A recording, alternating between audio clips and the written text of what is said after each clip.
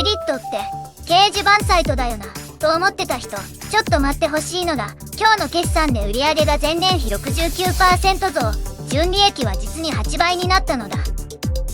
69% って、それ1年でただの掲示板だ。そんな伸び方するって何かとんでもないことが起きてますよね、先輩。今日は5本のニュースを一気に横断するのだ。レディットの秘密、アップルの CEO 交代と3、1兆円の決算、ヨーロッパから米軍が消えるかもしれない話、そして最後の1本が日本の老後資産に直撃するのだ。まず1本目、レディットの話から入るのだ。 CNBC によると、レディットの2026年第1四半期の売上は6億6300万ドル、日本円でざっと960億円なのだ。前年同期は3億9200万円だったから1年で倍近くに膨らんだのだ。でもレディットって普通の掲示板サイトですよね。どうしてこんなに急に伸びたんですか？広告収入だけでここまでいくんですか？鍵は AI なのだ。レディットには何十年分もの人間のリアルな会話データが眠っている。 Google、OpenAI、メタといった巨人たちが AI の学習データとしてレディットのデータを買いに来ているのだ。 CEO のスティーブ・ハフマンはこれを AI 時代における唯一無二のビジネスと表現したのだ。なるほど、ユーザーが無意識に書いた投稿が AI の燃料になってるわけですね。なんか複雑な気持ちになりますけど、ビジネスとしては天才的ですね。1ユーザーあたりの売上は5ドル23セントだったんですか？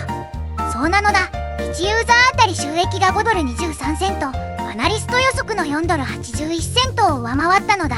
一方で同日にメタとアルファベットも決算を出したけど、 AI への巨額投資が嫌気されてメタは株が下がったのだ。レディットはその逆で AI 投資を受け取る側にいるのが強みなのだ。でも本当の衝撃は4本目なのだ。2本目、アップル。 CNBC によると、アップルの2026年度第2四半期決算は EPS2 ドル1セント、アナリスト予測の1ドル95セントを上回ったのだ。売上は1114億ドル、約1兆つぶらなのだ。しかもこれ、ティム・クックが CEO 退任を発表してから初の決算発表だったのだ。ティム・クック退任って、それ日本でも話題になってましたよね。15年間のトップが変わるって、アップルにとってはかなりの節目じゃないですか。後任の人って誰なんですか？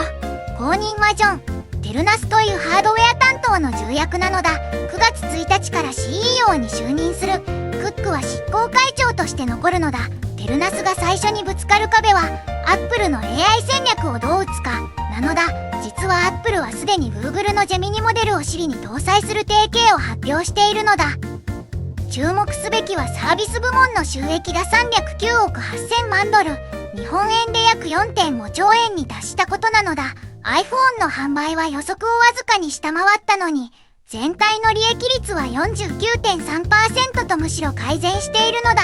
これは何を意味するかというと、Apple はもはや iPhone 製造会社ではなく、月額サービスで稼ぐ会社に変貌しているのだ。私、iCloud と Apple Music に毎月課金してますけど、気づいたら年間で2万円以上払ってるんですよね。その積み重ねが世界中で 4.5 兆円になってるって考えると、サブスク経済の規模感がやっとリアルに感じられました。3本目は NATO の危機なのだ。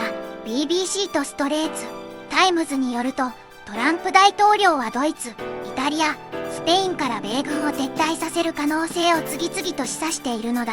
ドイツには約3万6400人、ヨーロッパ全体で6万8000人以上が駐留しているのだ。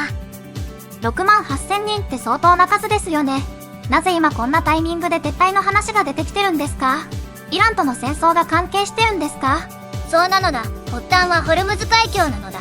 2月28日に米国とイスラエルがイランへの空爆を開始してから、ドイツのメルツ首相が、アメリカはイラン交渉でイランに屈辱を受けたと批判したのだ。これにトランプがトルフソーシャルで即座に反撃。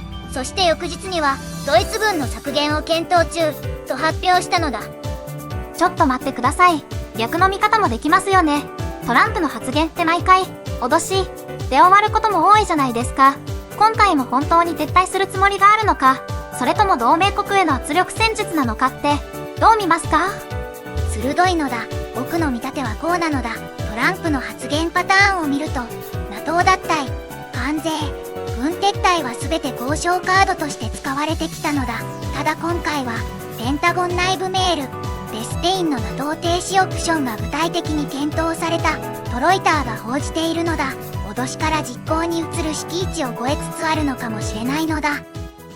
ここまでレディットの AI 特需、アップルの CEO 交代と 4.5 兆円のサービス収益、NATO の3カ国米軍撤退危機を話したのだ。次は社会保障局の5000万ドルミスと、アップルよりも衝撃的なアルゼンチンのある話なのだ。4本目って何なんですか？先ほど、老後資産に直撃する、と言ってましたよね。社会保障局のミスって、日本に住んでる私たちにも関係あるんですか？マーケットウォッチによると、アメリカの社会保障局 SSA がシステムのミスで未亡人遺族数千人に支払うべき給付金を5000万ドル以上約72億円分過少支給していたことが発覚したのだ。これは SSA 自身の内部調査で判明した話なのだ。なぜ日本人にも関係あるかというと、これは年金制度への信頼問題なのだ。日本でも同じようなシステムエラーが起きていないかという問いかけになるのだ。実際に日本の年金記録問題は2007年に約5000万件の未統合記録が発覚したのだ。